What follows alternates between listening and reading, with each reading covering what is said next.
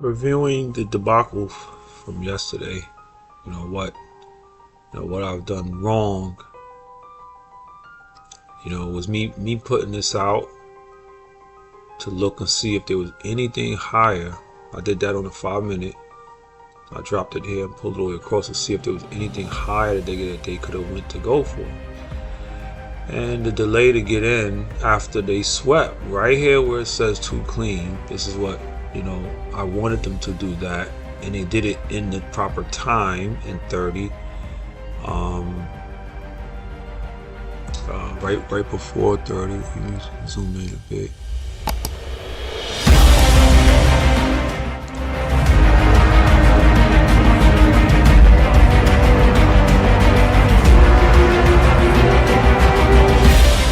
This was 30, so in the X, they did X right before they took it, and at 30 it was the time to run. And they ran. One thing I can remember is that on the sell side of the curve, a lot of the like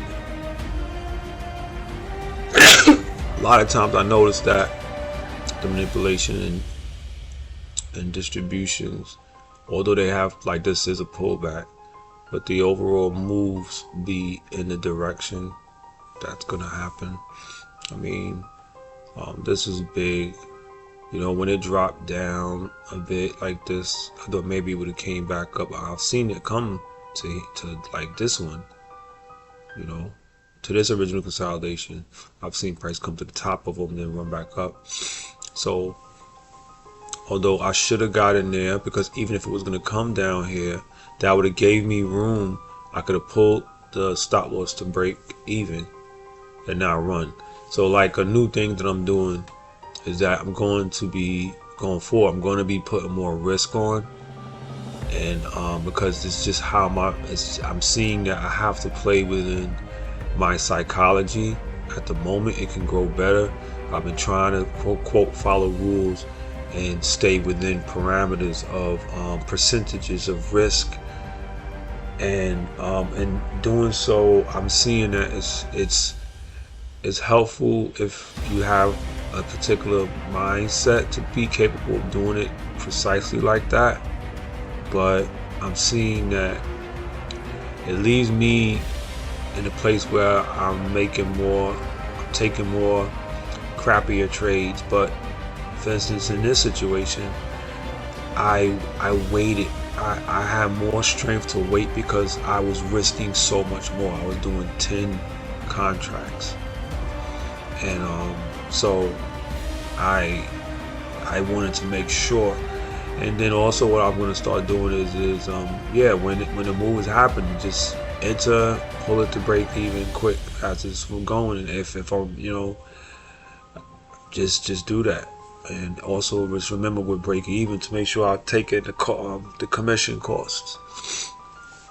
So I'm gonna see how I do risking more next week and having the mindset to pull to break even early. Like, I'm trying to catch runners, and that's what I'm gonna be trying to do, because I'm noticing. I mean, that's the beauty of this strategy, is that you catching the market maker models as it comes to the like the sell side of the curve or the buy side of the curve. It's depending on which thing and that you're working with.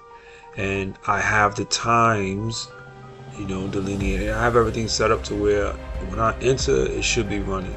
If it doesn't and I get stopped out at break even, so be it. And I could just re-enter at in other words, they're going higher. They're doing a where price, for instance, here we have a original consolidation, level 1, level 2, level 3, smart money reversal, low risk sell, and then it can come down and it come all the way to the level 1. It could come to the bottom of level 1. That's right here. And then it can say, we're gonna make another consolidation. Like, I can sit here and watch it happen and get stopped out when it goes back up at break even with a little tiny, covering the commission. There's enough space for that. Yes, there's times where it comes down just to level 2 consolidation. This would be like level 1, level 2, so it could come down a bit to here. If I'm getting in, if our focus is getting in on the low risk sells, or look, the low risk buys and sells, I have a little bit of some room, wiggle room, you know. So yeah, so I'm gonna rewrite my strategy a bit. Right now I'm speaking it out verbally to myself so I can watch this again for myself. Alright, so let's analyze what happened. Okay, so I dropped this out. And I see here, let me see. Oh, right, no, right, another original consolidation I have formed over here. I believe that's what, yeah. Then it was like 1. Let me see, it came up again. Anyway, so yeah, it came up to 2, just about. And that was that. So I mean, because this 2.5 is a very common place as well to turn around on, that was a little bit of more things saying, oh, it may go up there, but 2 was enough. But let's see. What I didn't do is I didn't zoom in to see this total structure here. So let's do that now. Didn't have time to, I don't think. I don't remember exactly when I did that. Because this here may have been a rejection block. Yep, well, a strong rejection block at that. You can clearly see it now. I don't even need to zoom in anymore. But price more than likely. I mean, I could even just drop a I'm gonna do that right now. Let me see. I wonder where the fib is on this here. So this whole thing has a fib on it. Let me just take this off. Look at that. This is a bearish order block with virtually equal 2 candles, a wick taking out a high, and then price dropping hard after that, pulling away fast, rapidly. This is significant. And now let's take a look at this. And it's very likely that this move here is a little stab, but above the consequent encroachment of this wick.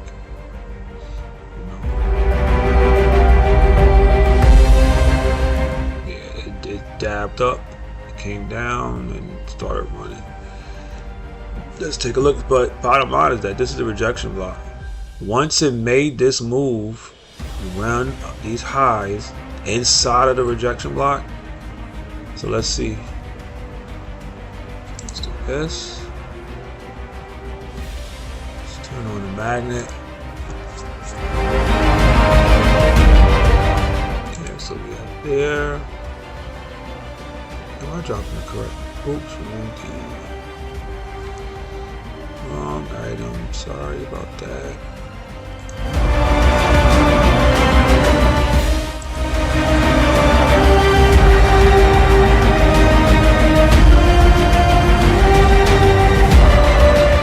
This magnet back on there, and now I'm going to change it to grading a range because it will extend all the way out. Now look over here. This is where we're looking at. You're going to see the lines pop right out.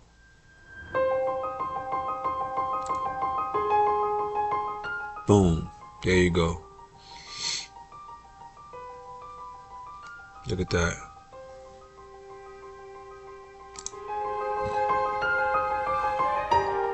Look at that.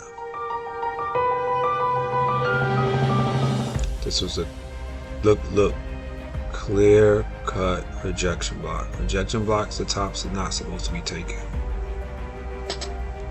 So if I would have zoomed in and saw this, this is a clear rejection block. Look at when it's from Thursday.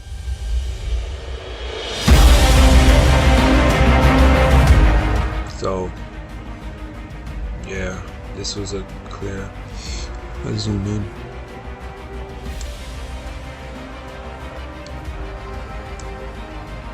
Look at how far it came down. It came all the way down to one of the other original consolidations.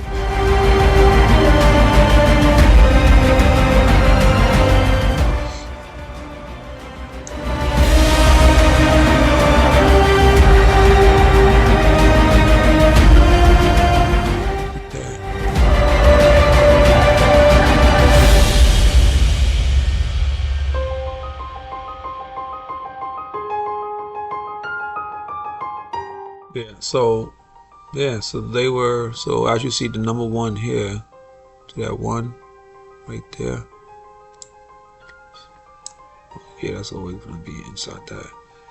So you see it was just sitting right there tapping it, tap, just tapping it. Okay, very close there. Ran up and broke through finally. And look at the bodies, nearly perfectly respecting that 50% mark. Like, you know, it's just, you know, the precision and the way things work is just really phenomenal with this stuff.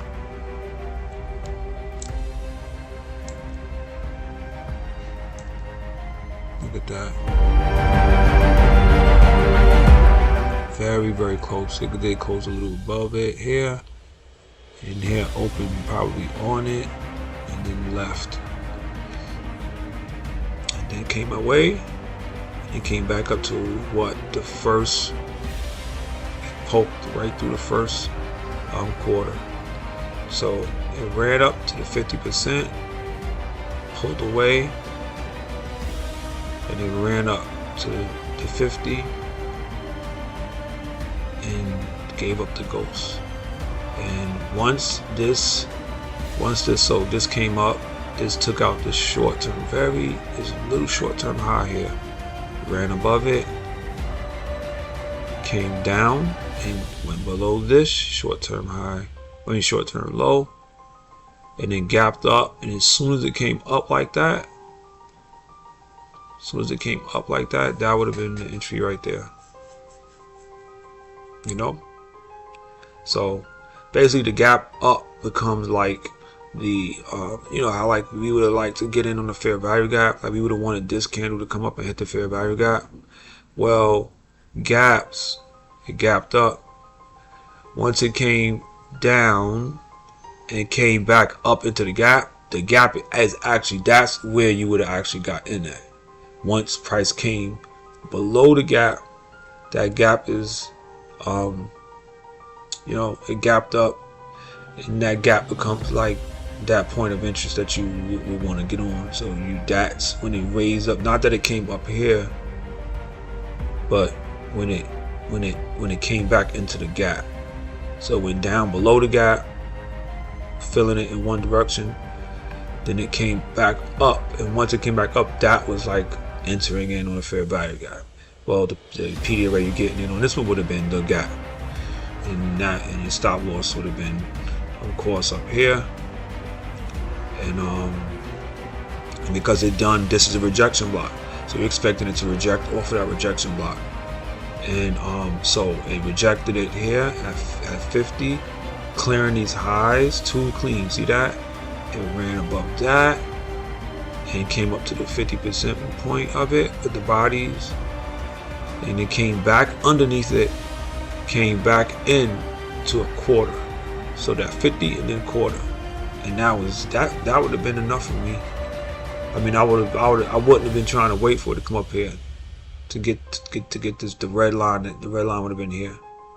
So it came up and reached for 2 deviations from this here, you know. And my choice, I mean, it's possible low, high, lower, low. It's like this one here is probably the one that I should have went for. In other words, like putting it here,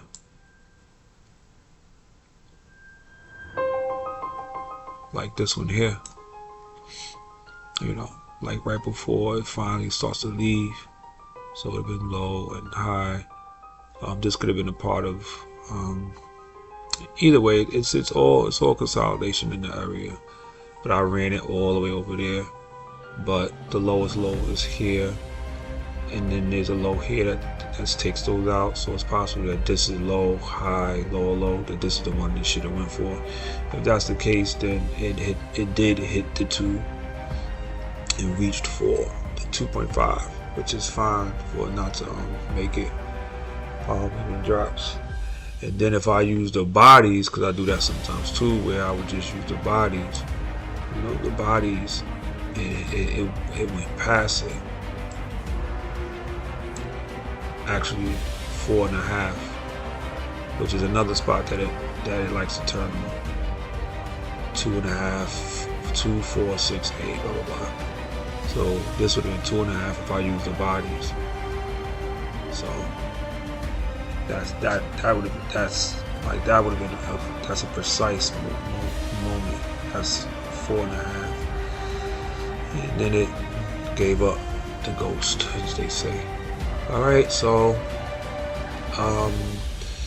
yeah, so I just need to be careful when I'm marking out, you know, highs, to make sure that the high that I'm marking out is not going to react and respond like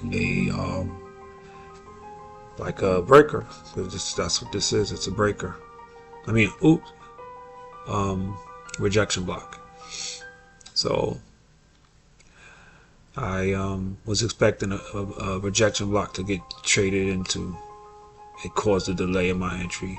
Around here I felt so much to get in, and when it did this much, because we were still in X, I then wrongly thought that this would then be an area where it could have bounced a bit and then came up later in there, thinking about the chances of it coming up here. Whereas if I would have known that this was a rejection block, I'm not expecting accumulation and then from the run back up and run into there. This went in 50% and peaked past it. This was it, and then came back past valid swings, came back up to the quarter, 1/4 of it. This is a perfect signature where it goes to 50, gets out, comes back into just a quarter, and that's usually it. Sometimes you can see something go up to all the way to the top of something like a fair value gap, drop down, come to 50, and then come down and leave, or to come to the quarter and then leave. This was it. 50, quarter, gone. And I would have never expected or thought that the possibility of accumulating here after rejecting from a rejection block. It runs after its rejection blocks. So yeah, all right, figured it out. Later.